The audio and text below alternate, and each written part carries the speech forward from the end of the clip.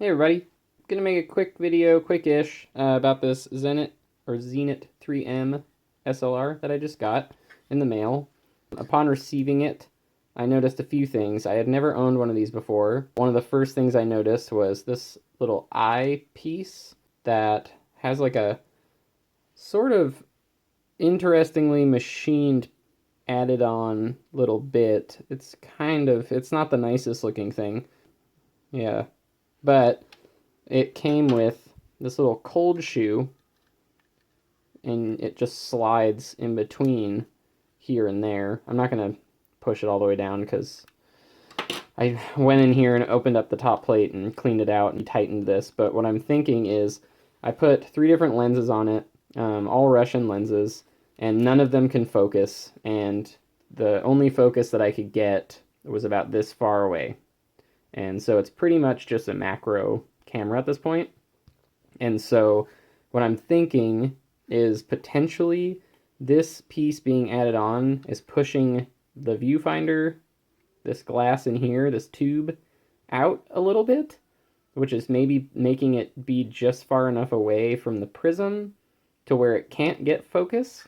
I'm not entirely sure if that's true, but I just opened this up, so I'm going to open it up again and record it, show you how to open this camera up, and see if that works. And if it doesn't work, then at least it'll be a video of how to open this top plate and put it back on. So yeah, beautiful camera, really like it. Very clunky. The slowest shutter speed before bulb, which is 1/30th of a second, the curtain does not travel back as it should. It kind of lags and then slowly connects.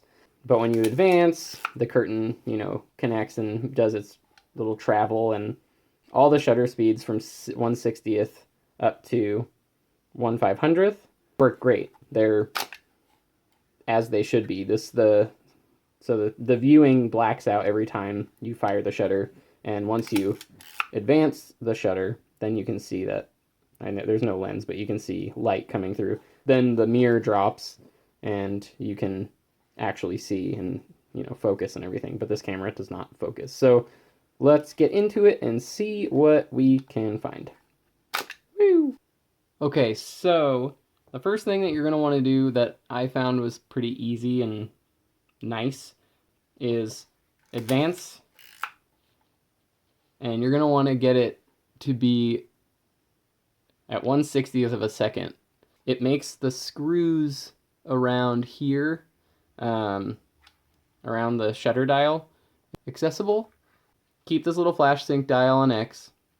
You want to advance the shutter, or advance the camera, and then select 1/60th of a second on the shutter dial. That's gonna be the first thing you're gonna want to do. And tools that you're gonna want to have to use is something like this. It doesn't have to be this. I've had this for a long time. I have 3 of them, different sizes. This is the first time that I've actually gotten to use it, and it fits perfectly on the camera here, which I'm going to be using to loosen that. I have these 2 tweezers here. They're not amazing, but they work. This one's sturdy and has just enough of a point to where I can reattach the spring beneath the shutter, or the advance and the shutter. And then I just have one of these. I have a nicer spanner, but this one has these little pointed bits rather than, and they're like a bit sturdier than the other one that I have. But these crappy ones that they sell as like digital spanners online, even if you're not forcing too much of anything, have a tendency to bend because they're just cheap metal. And lighter fluid is a really good thing to have. This I just generally get like a drop out of if I need it. Isopropyl alcohol will come in handy if you are planning on doing any cleaning, which I already did, so I don't really need to. And cotton tip Q-tips are great for cleaning as well. And then I have just the JIS screw set. I got this off the internet for like 14 bucks. I have 2 different sets, and the main one that I used for most of this, I guess there's 2 that I used. The inside of it fell out, so I don't have the sizes, but this little flathead and then a little bit of a bigger flathead. It's probably not the most helpful information, and I apologize. But you are going to want some pretty precise tools, and not, you know, just crappy in the line at a grocery store glasses screwdrivers, because those will probably ruin your camera. Okay, so I'm going to start with the rewind knob. And with that, you're just going to, there's a screw right in the center here. You're just going to want to go and counterclockwise. So you're going to have some things that are going to be counterclockwise loosening and some things that are going to be clockwise loosening. So it's going to be kind of a weird thing. I was a little confused, but I figured it out, and I was happy to have figured it out, because yeah, I always get a little nervous with, I don't want to overdo anything and then, you know, end up breaking something just by accident. And so getting the end of a pair of tweezers like this, and putting it inside of the camera beneath the rewind knob, there's that little cutout bit. Kind of just stick it in there, help you have a little leverage so you can just turn this and get it off. Set that somewhere safe, and now that's done. And because this camera specifically has like a little latch that you lift up to open the door, you don't need to worry about this going down into the body or whatever, but keeping it up could be helpful, just because most of the time rewind knobs, they have a little pin inside, and if this falls out, it's kind of annoying to try to get back in. So trying to keep it up is a great idea. And then there's these two screws on either side, so you're going to want to take those off. Another thing that I found when I opened the top plate was that something had either knocked this camera hard enough, or somebody had tried to do something and just didn't put the prism back in right, but it was super off. And so I thought, oh, maybe that's why it's not focusing. So I reset the prism, but still no dice. It did not do anything, and that was helpful once I did that. So, yep. Next step, take something like this. I wouldn't recommend using tweezer or pliers, because they might actually do more harm than good. This is going to be a right loosening, so clockwise turning to loosen this little center bit. And then it's loosened enough, set that tool aside. Don't really need to worry about that tool anymore for now. And just loosen it the rest of the way with your fingies. And then, whoop, carefully just kind of get under there. You don't have to pry anything up too much. And set that aside. Under there you have a little, it almost looks like a, sorry for the shadow, my lighting is terrible. You know, like a little sprocket or something, but it's just a little washer that you're going to want to have when you set back in. It either bends, goes down, or it goes up, and you're going to want to have the scoop going up to create a little bit of a tension beneath that wheel. Okay, and then under there you have this little ring, and that's what you're going to need this for. Yeah, so you're just going to want to do another clockwise turn, and that's going to loosen it. And you can just loosen it the rest of the way with your fingies. Yet again with the fingies. And then that just comes right out, and it's just this little brass little locking ring.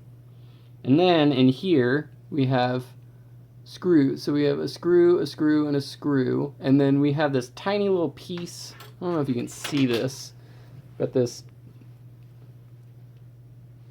tiny little piece right there, and this is part of the spring that connects to a little latch under here. It's like a hook, almost looks like a little, like a falcon claw, a little bit of metal that pivots. So when you advance the film, or advance at all, that claw catches a gear under here, and the spring wraps around the gear, and then comes, this piece is going to shoot this way and kind of settle here. You're going to want to pull this back and pull it through two different holes. It's kind of, you know, it's really just a little freaky, because working on these things, which I don't do very often, but I'm trying to, you don't know what's going on under here, and so you can loosen something, and that could send something to spin out or a piece to fall or something. You just don't know. And even looking at a manual, you don't always know how it's set. So just be careful, and hopefully this helps still. But I'm going to go for it now. So what you're going to want to do is unscrew the screws. Boop, boop, boop. One. And the second one. And for these screws, I'm using the flathead that's a little bigger. So these are all done. They're out. And you can either leave them in here because it's its own little dish, or if you want to, you could take them out, set them aside if you don't want to crowd your zone. Boop. Okay, so those screws are out. Now what you're going to want to do is, so this all can come right off right now if I pop it, but what I'm going to want to do is I'm going to take these tweezers and I'm going to want to grab at this little spring tip and kind of guide it out like that. And then, like I said, here's this part, and this has this little, try to get it in focus, has this little hook, this little claw bit that's also has a spring, and that is what hits this little gear. And that gear, when you advance the film, turns, and the spring keeps tension, shoots the advance knob back. It's really cool. I'm always really amazed with things that people create and have been creating. So hopefully you also find that interesting. I don't know. But yeah, this little disc here lines up with this, but it does separate. So if you want, you can set these down together so you can kind of keep a little record of what holes go over what and how it matches. But I'm going to do that over here. Get this back in focus. Okay, so now this is all disconnected. This whole thing is done. So, great. Now the next part, I'm going to take the smaller flathead, and I'm going to start with the shutter speed dial. So my film, I have advanced the film. There's no film. I've advanced the camera, still at 1/60th of a second. Great, don't mess with that. So the first little one, you don't have to unscrew these all the way and have the screws come out. You can just loosen it just enough. Boop, and then the second one, same thing, just enough. It's starting to turn, so I'm going to put my finger on it, get it to stop turning, and there it is, it comes off. And remember 1/60th of a second, I'm going to put it right there. Now we have this little XM selector bit, and I'm going to get in here and unscrew this. The same screwdriver, but yet again, you don't have to loosen it so much that it comes out, because you don't want to lose one of those little screws. Put that right there. Now, the last screw on this whole thing that you're going to want to worry about is the one just beside there. So, unscrew that. This is a long screw, so definitely don't lose this one, because it might be very hard to find another screw that is that long. Put that in a safe place, and that's it. That's all of it. I'm going to open this, I'm going to push this back up, because I don't want to lose it. And now the top plate should come free. Bleep. And this is what it looks like inside. It's a silver prism rather than a black one. Most of them are black. It's kind of interesting to me that it's silver. I am so curious still as to why this isn't focusing. So what I'm going to do is I'm going to take off this extension here, and I'm going to do it pretty sketchily. I am going to use pliers, But that's, you know, my own mistake if anything happens. It's pretty beat up anyways, this part. But inside of here, you can see there's kind of a little part here where the whole tube of glass comes through. And there's this little ring around here, and that ring is a locking ring. So you're going to want to unscrew that. So that's going to be the first thing that I'm going to do. Let's try to loosen it like that. And now it'll loosen. And you can just use your little fingies again. And so get that to come free. And there it goes. Boop. And this will come right out. Set that aside. And here it is. This is what you see. So this one has a little bit of fungus in it. I don't know if you're going to be able to see it. But it's not so terrible. I got this for 30 bucks. I'm not super worried about it. Okay, so here we are. I'm using pliers. I'm grabbing this. I'm slowly turning it. It's working. It's loosening. And everything hopefully will work out. Doesn't look like I've caused any more damage than was already present. I'm really excited to use this camera, so I'm hoping this works. And I was thinking, well, if it doesn't work, then I guess I can just zone focus with like a Jupiter 8 or something and just see what happens there. But it would be really nice if I could get it to work and focus correctly, because it's a really nice camera. If you've never used it, I'd highly recommend it. I still haven't really technically used it, but I'm recommending it to myself, so there you go. Okay, so here it is. Here's the whole shebang. So I took this out, put the little bit back on. That's going to be on the outside there, a little knurled ring.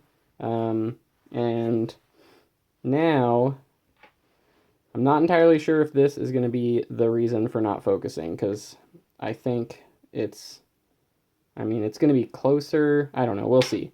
The prism is set, but what I'm going to do is I'm going to take these two little fasteners off here, these two little pieces that hold it in, and I'm going to just look at it one more time and really make sure that it's flush with the focusing screen beneath the little ground glass. So I'm going to be using the little bit of a bigger Phillips head screwdriver, and it's just basic counterclockwise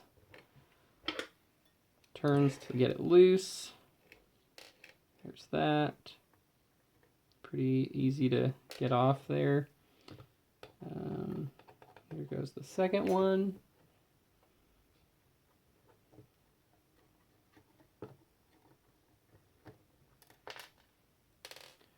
And second one kind of got away from me there. And they're going to go up against the prism with this little, it's kind of at an angle. So this little piece kind of goes up at an angle, and that's going to be the part that's going to be up against the prism. You want the higher point to be towards the front of the prism. So there's that. Now the prism is free. And the only points where the glass is are this little front edge here and the base. So just don't touch those with your bare fingers. Here's the ground glass. And here it kind of looks like an old TV. Pretty simple. And from what it looks like, it kind of looks like the prism is just how it is. It's just where it needs to be. So I'm hoping that once it's settled back in, there is like a little soft felt piece in here that the prism butts up against, like that. And so you want to make sure it's right up against that and sitting flush inside there. So now I'm going to just reattach these little bits just where they were. Doo-doo.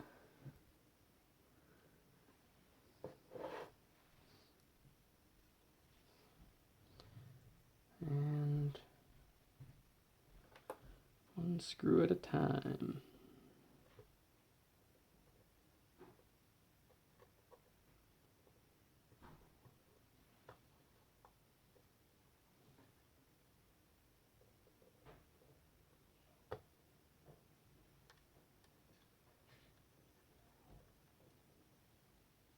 Got one in.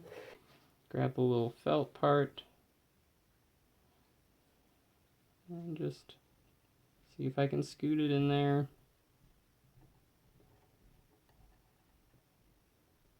There we go. Now, come on, let it go. It's up against the prism there. This gets tighter. Perfect. All right, so now the prism is fixed. That's all there. It's great. So the next thing I'm going to be doing is just re-tightening this. Setting this back in. So, same procedure. Just get that ring in there and give it a push. Slowly turn it. I'm so sorry about the focusing not being a thing. And you can start by hand tightening. Pretty wild how in depth that little piece of metal to make a cold shoe available made this. You gotta really get in there to adjust it. Okay, so, and now I'm going to carefully just tighten it with the tip of the tweezers. Make sure it's not going to be loose and awkward. Okay, that should be good. And so now that's ready to go. All I'm going to do is put this back down on here. Having an issue with the rewind button. There we go. It's being stubborn. There we go. Alright. So, and I'm going to check all the edges, see if they're good. Everything seems locked in. So what I'm going to do is I'm going to start with screws. And you're out of focus again. Woo! So I'll start with this long screw that's going to go beneath the film advance.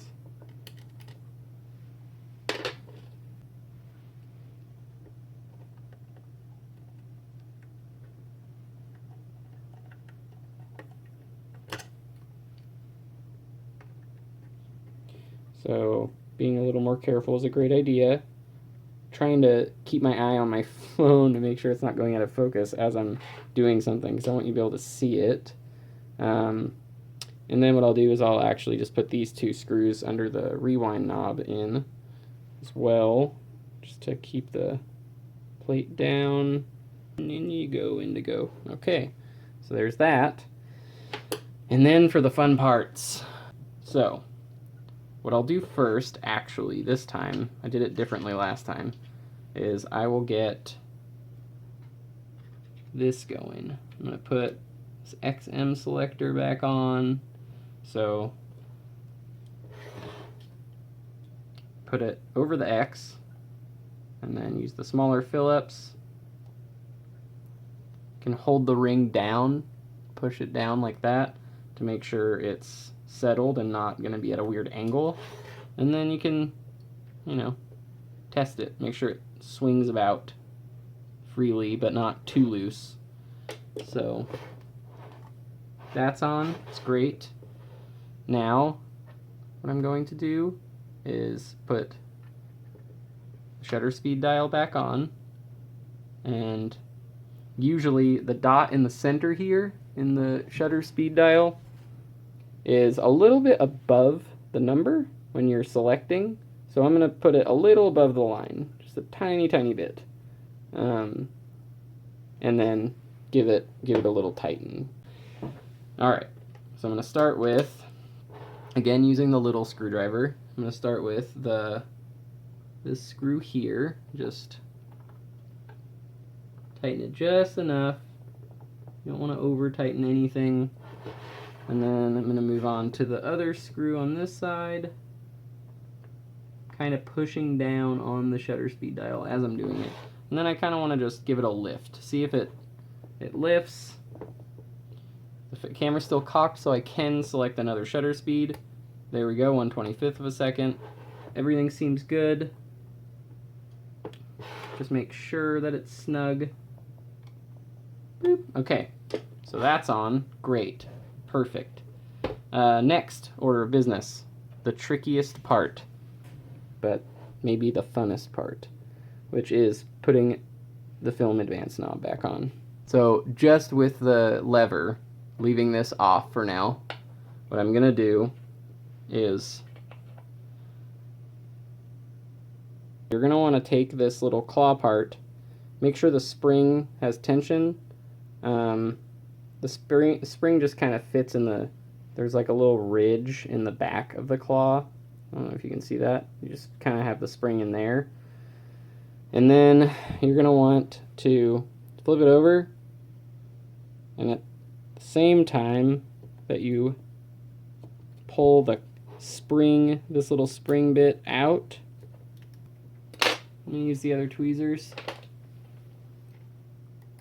They're smaller and hopefully more effective. There we go. Ba-boom, ba-bow. Okay, so the next order of business, though, is that you're going to want that little hook, I don't know if you're going to be able to see this, to set in these teeth. You're going to want this to actually connect with the teeth, and you want this little piece to come through the hole. And when you move this to set that other ring that's down there on top of here, the teeth will lock in with that little hook. But it's just a little process that you're going to want to make sure you pay close attention to, and not mess it up or lose it, or you just want to make sure there's something going on there and there's a connection, because if there's not, then it's going to be kind of crappy. But when you get this part started to go in, there's this little extension tube, and that's going to help keep the gear and the spring and all that stuff kind of in their own little spot. So that's really nice. I think that's really helpful to have. And also, once you get this ring down, you can kind of just pull up a little bit on that little spring part. There we go. All right, so that is it. You want this to be through there, both of them. And now this is centered. Everything's great. I'm going to just line up the screw holes. I'm going to screw this little washer back on. Remember, it loosens clockwise, it tightens counterclockwise. So I'm just hand tightening for the first bit. And then, after that, I'll use the spanner again, just to make sure it's, really, really on there. But I do want to make sure that the screw holes are lined up well before I go too far and have to backtrack. And again, you don't have to tighten it too tight. You don't want to over tighten anything. Okay, now I will set the screws in their little zones. All right, there's one. Even before, once I put the top plate on, before I even set anything back to where it needed to be or whatever, I could have put a lens on, I could have checked it just to make sure it was focusing, but this is just more of a video right now to try to help anyone who's trying to disassemble this top plate of this camera. And I know that it's not the greatest video, but hopefully it's helpful. Get that one in there. All right, now that's in. Then you're gonna set that little kind of gear bit there. And then with this, again, you're going to want to push down on it while tightening to the left. Now the last order of business is the rewind knob. So I will open the door. This little piece is no longer an issue, blocking the door. Sometimes it seemed as if that was a thing that it was going to do, because it kind of wiggled around a lot on its own. The screws are in, which is great. I'm just going to hand tighten it.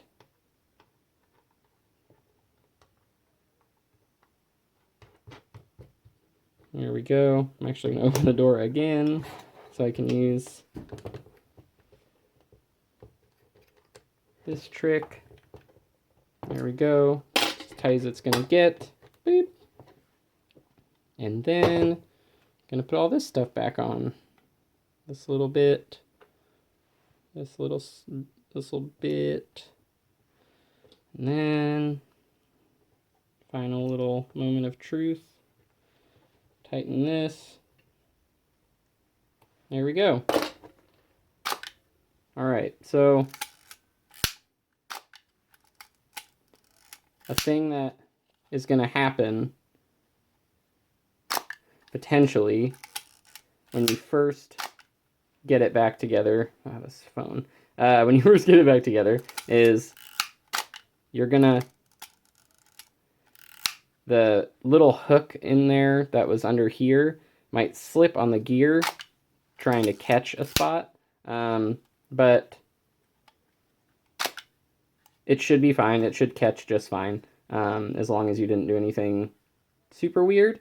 But I'm gonna check right now to see if this focuses, and if it doesn't, oh well. If it does, that would be amazing. But anyways, I hope that this little disassembly video helped, and assembly video, and I'm gonna probably get a little deeper into the camera in different ways, because I do want to have the slow shutter speeds work.